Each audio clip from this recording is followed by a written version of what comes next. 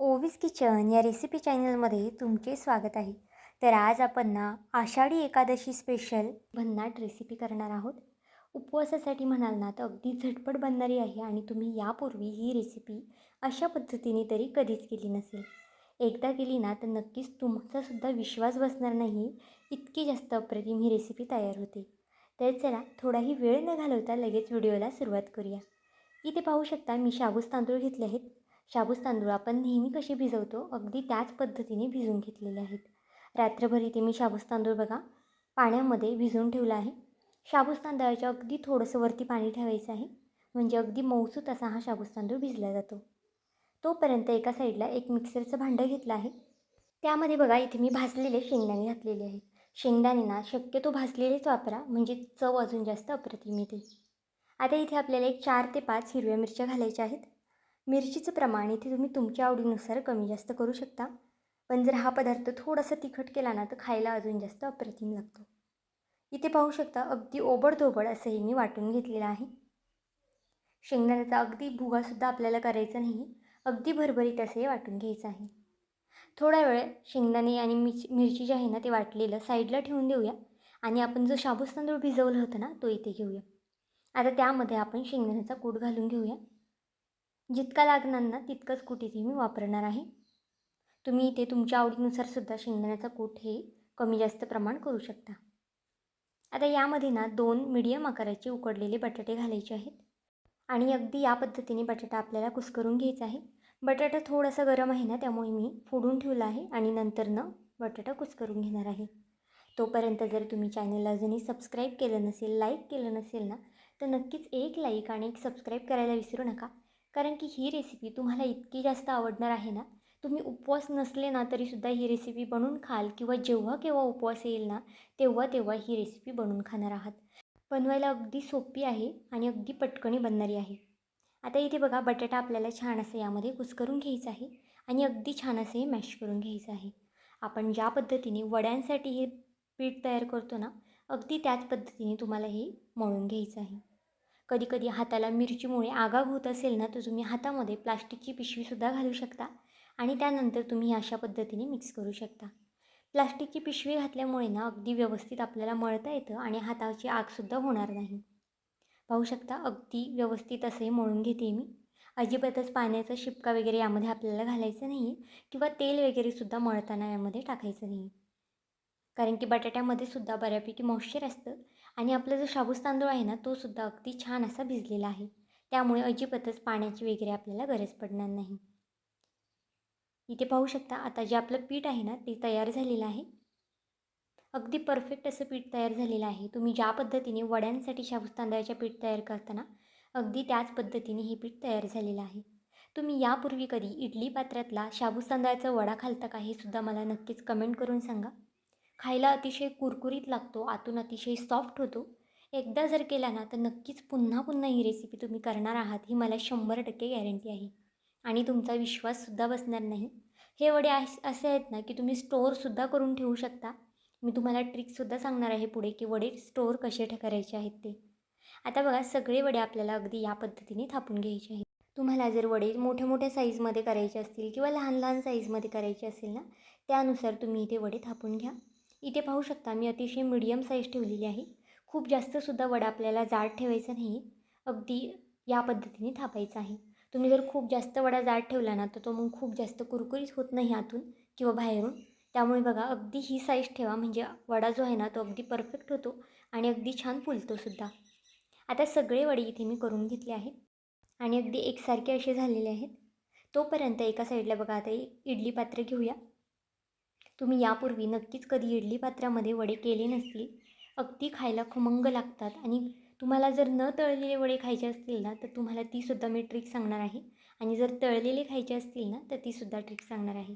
त्यामुळे नक्कीच व्हिडिओ शेवटपर्यंत पहा आणि हा व्हिडिओ तुम्हाला थोडा जरी आवडला ना तर तुमच्या मित्रमैत्रिणींसुद्धा शेअर करा, म्हणजे ते सुद्धा अगदी या पद्धतीने शाबूस तांदळाचे वडे करून खातील.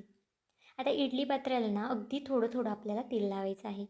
जर तूप वगैरे आवडत असेल ना तर तूपसुद्धा तुम्ही इथे लावू शकता, म्हणजे तुपाचा खूप छान असा फ्लेवर वड्यांमध्ये येतो. आता बघा सगळीकडून इथे मी तेल लावून घेतलेलं आहे ज्या पद्धतीने आपण इडली करताना तेल लावतो ना, अगदी त्याच पद्धतीने आपल्याला लावायचं आहे. आणि एक एक वडा ठेवून आपल्याला हा थोडासा हाताने प्रेस करून घ्यायचा आहे. हलक्या हाताने प्रेस करायचा आहे, खूप जास्तसुद्धा दाबायचं नाही. पाहू शकता इथे मी अगदी हलक्या हाताने हा वडा प्रेस करून घेते. अशाच पद्धतीने सगळ्या इडली पात्रामध्ये आपण वडे ठेवून घेऊयात. आता इथे जोपर्यंत मी वडे ठेवते ना, तोपर्यंत एका साईडला गॅसवरती इडली पात्रामध्ये मी पाणीसुद्धा घालून ठेवलं होतं. म्हणजे आपण सुरुवातीला अशा पद्धतीने वडे करून घ्यायचे आहेत आणि नंतरनं इडली पात्रामधलं पाणी जे आहेत ना, ते गरमसुद्धा होतं आणि आपली जी वड्यांची प्रोसेस आहे ना, ती अगदी झटपट होते. त्यामुळे अजिबातच वेळ वगैरेसुद्धा लागत नाही. आता इडली पात्रामधलं पाणीसुद्धा बघा बऱ्यापैकी गरम झालेलं आहे. 1 ग्लास इतपतच पाणी यामध्ये मी टाकलेलं आहे.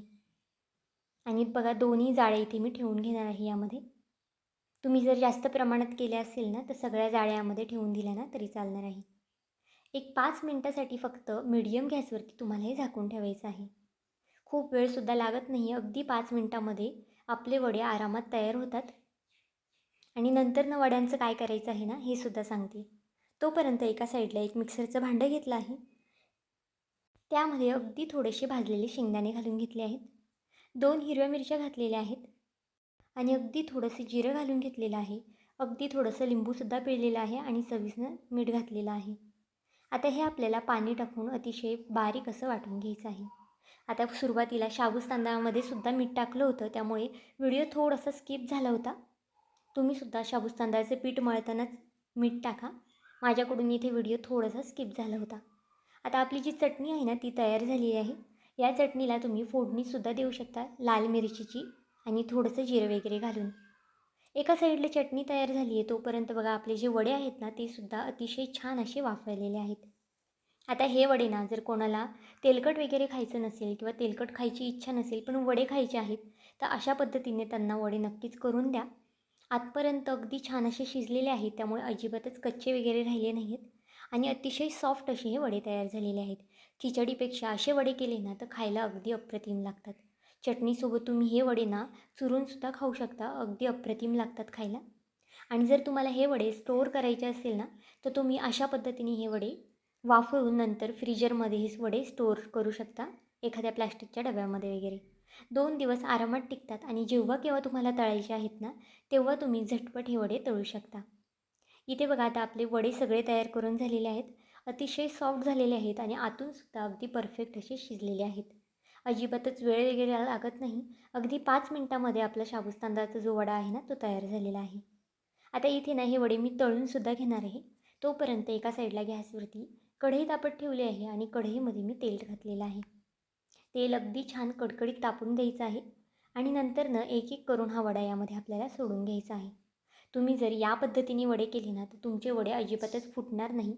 खूप जणांच्या समस्या असतात की वडे तेलामध्ये टाकल्यावर फुटतो किंवा मग कधी-कधी तेल खूप जास्त पितो. पण अशा पद्धतीने जर तुम्ही वडे केले ना, तर अजिबातच तेलामध्ये फुटणार नाही आणि वडा अगदी खुसखुशीत आणि क्रिस्पी होईल. पुन्हा पुन्हा सांगते कारण की मी सुद्धा नेहमी याच पद्धतीने वडे करते. मी एकदाच केलते पण इतके जास्त अप्रतिम झालते ना, की नेहमी याच पद्धतीने करते. आता बघा थोडंसं तेलामध्ये मी मीठ घातलं आहे. यामुळे काय होतं, जो वडा आहे ना, तो अजिबातच तेलकट वगैरे होत नाही. तुम्हीसुद्धा ही ट्रिक नक्कीच वापरून पहा, तुमचे जर वडे तेलकट होत असतील तर. आता मीडियम गॅसवरती हे वडे आपल्याला फ्राय करून घ्यायचे आहेत. खूप जास्त आपल्याला तळतसुद्धा बसायचं नाही. अगदी छान सोनेरी रंग आला की वडा आपल्याला काढून घ्यायचा आहे. कारण की हा वडा ना सुरुवातीलाच आतून आपण छान असा शिजवून घेतलेला आहे. त्यामुळे या वड्यांना तळायलासुद्धा खूप जास्त वेळ लागत नाही. आता बघा इथे हे वडे काढून घेऊया आणि अशाच पद्धतीने जे दुसरे वडे आपण करून घेतले होते ना, वाफळून घेतले होते ना, ते सुद्धा इथे तळून घेऊया. नंतर ना तुम्हाला इथे मी वडा तोडूनसुद्धा दाखवणार आहे. किती जास्त क्रिस्पी झालेला आहे आणि किती जास्त आतून सॉफ्ट झालेला आहे. तर इथे बघा आता आपले हे सुद्धा वडे तळून झालेले आहेत. वड्यांना रंगसुद्धा अतिशय सुरेख येतो, त्यामुळे नक्कीच करून बघा. आता सगळे वडे तळून झाले आहेत. यासोबत आपण जी चटणी केली होती ना, ती इथे सर्व्ह करूया. तुम्ही यासोबत शेंगदाण्याचं बेसन खाऊ शकता, चटणी अशा पद्धतीची करू शकता किंवा मग दह्यासोबत वगैरेसुद्धा ही चटणी किंवा हे वडे खायला छान लागतात. तुम्ही इथे बघू शकता वडा आतून किती जास्त सॉफ्ट आणि वरून किती जास्त कुरकुरीत झालेला आहे. इथे तुम्हाला मी आवाजसुद्धा ऐकवते. खूप जास्त क्रिस्पी झालेला आहे. त्यामुळेच नक्कीच करून पहा. तर आजची ही रेसिपी तुम्हाला कशी वाटली मला हे कमेंट करून नक्की सांगा. आणि चॅनलवरती नवीन असाल तर चॅनलला एक लाईक आणि सबस्क्राईब करायला विसरू नका. पुन्हा भेटूया आपण अशाच एका नवीन व्हिडिओमध्ये. तोपर्यंत बाय.